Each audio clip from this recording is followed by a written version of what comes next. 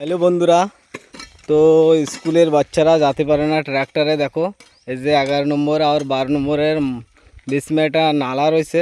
তো ট্র্যাক্টরওয়ালারা পুরো রোড খারাপ করে দিছে। তো এই রোডটা মানে এই যে আমাদের গ্রামের গোপাল বানাচ্ছে। দেখো বাচ্চারা এনে দুইজন পড়ে গেছে গাড়ি নিয়ে, স্কুলে যেতে পারে না। তো বন্ধুরা ভিডিওটা অনেক অনেক শেয়ার করো যাতে রোডটার জলদি জলদি স্যাংশন হয়ে যায়। তো দেখতে পাচ্ছ রোডের কি হালাত হয়ে গেছে। দেখো বন্ধুরা, পুরো আমার গোপাল মামা এই যে রোডটা বানাচ্ছে।